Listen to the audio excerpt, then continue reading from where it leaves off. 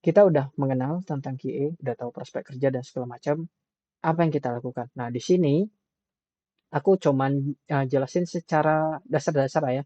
Aku belajar di mana, awal mulanya aku belajar itu dari mana. Yang pertama tadi dari DTS Kominfo.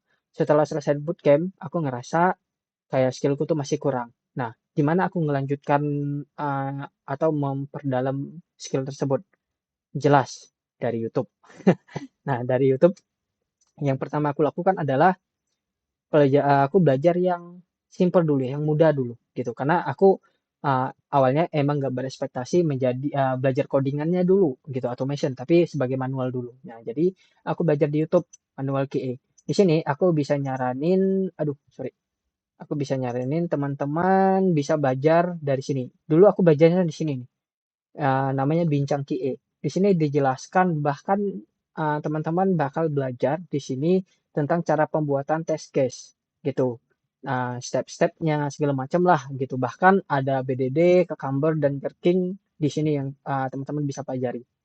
Nah, teman-teman bisa belajar di sini untuk awalnya gitu, untuk memperdalam fondasi teman-teman gitu. Nah, setelah belajar tentang automation, selanjutnya aku mikir nih. Nah, tadi kita udah coba explore ya, udah coba explore kan, rata-rata di industri kerja itu mintanya automation gitu. Hampir 90% sekarang automation gitu. Kenapa? Karena setelah diamati, setelah saya terjun langsung sekarang, saya awalnya manual, cuman mungkin baru beberapa bulan atau 7 bulan atau 1 tahun ini saya belajar automation. Nah, di situ saya tahu bahwa ada beberapa fitur yang sebenarnya bisa dikerjakan secara berulang dan itu menurut saya bukan fitur yang uh, apa? Bukan fitur yang kritikal gitu, yang sebenarnya fitur tersebut bisa dilakukan secara ulang-ulang terus gitu, yang setiap kita pengujian kita lakukan ulang-ulang bisa dilakukan oleh codingan, bisa dilakukan secara otomatis gitu. Nah, makanya sekarang demi meningkatkan efisiensi waktu dan juga resource dari karyawan, makanya sekarang di mana-mana perusahaan itu membutuhkan QA automation gitu. Nah, ini kayak Selenium, Appium, Catalon nih QA automation. Dan rata-rata perusahaan sekarang mintanya seorang QA automation. Nah, tapi teman-teman yang mungkin mungkin nggak tahu ya, ada mungkin yang pengen jadi QA gara-gara nggak pengen ngoding apa segala macam. Aku cuman ngasih saran bahwasanya teman-teman nggak perlu takut gitu. Teman-teman nggak perlu takut untuk menjadi seorang QA yang automation gitu. Karena jujur, aku spoiler dari awal gitu ya. Untuk basic skill automation itu tidak sesusah saat teman-teman menjadi software engineer gitu. Yang penting teman-teman awalnya kuasai basic skill dulu gitu. Nah, nanti dari basic skill teman-teman yang mungkin awalnya cuman bikin automation by klik-klik doang, teman-teman percayalah bakalan kebiasa sendiri untuk bikin automation yang sangat terampil atau sangat bagus. Jadi nggak perlu takut, yang penting lakuin aja dulu gitu. Karena jujur nggak sesusah itu. Karena aku juga awalnya dulu niat terjun ke sebagai QA ini biar nggak terlalu banyak ngoding gitu. Nah, oke, lanjut ya. Nah, aku udah pelajari manual QA, aku mau belajar automation di mana? Nah, dulu pertama kali aku belajar automation itu di channelnya Ide Jongkok. Automation tools pertama yang aku gunakan adalah Selenium. Nah, automation tool itu ada banyak. Ada TypeScript, TypeScript, sorry, itu bahasa pemrograman.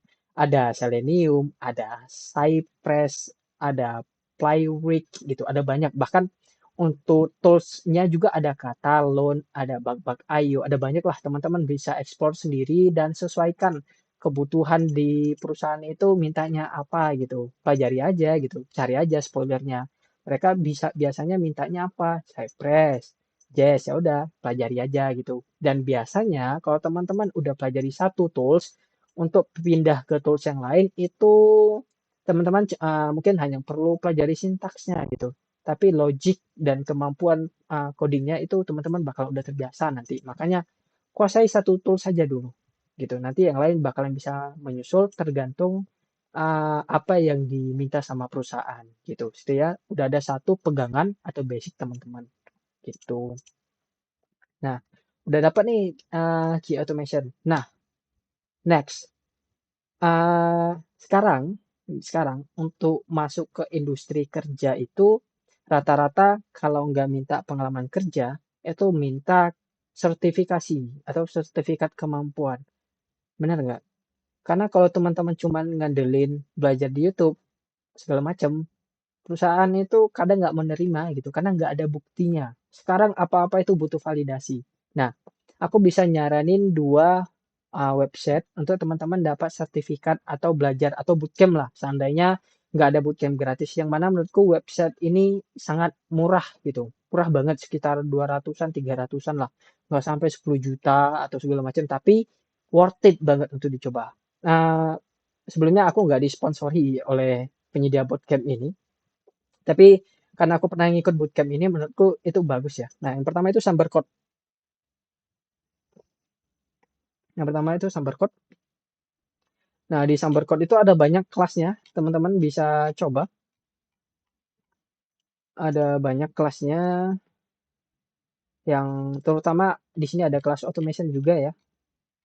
Nah, ada kelas automation yang teman-teman bisa coba. Nah, ini berapa banyak kelasnya ya. Nah, nih quality assurance atau software quality assurance intermediate. Nah, ini baru kayaknya dulu nggak ada ini. Nah, ini mungkin untuk ke tahap ranah yang lebih ini ya, lebih ekstrim ya. Nah, di sini kalau teman-teman lihat, nah, baca Cypress kan? Baca Cypress, mobile automation, bahkan ada Katalon, ada tes strategi. Nah, ini bagus nih. Nah, ada proyek gitu, teman-teman juga bakalan ngelakuin proyek untuk 5 orang. Syarat-syaratnya. Nah, kalau teman-teman nggak, mungkin belum sebenarnya belum tahu fundamental QA, bisa ngambil yang atas dulu. Nah, yang ini gitu.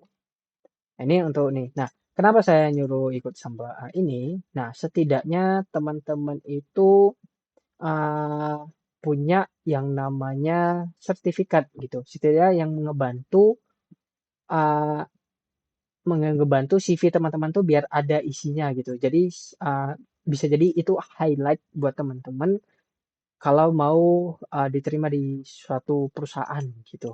Nah, oke, Sambar Corp. Nah, kedua, aku saranin Rakamin Academy.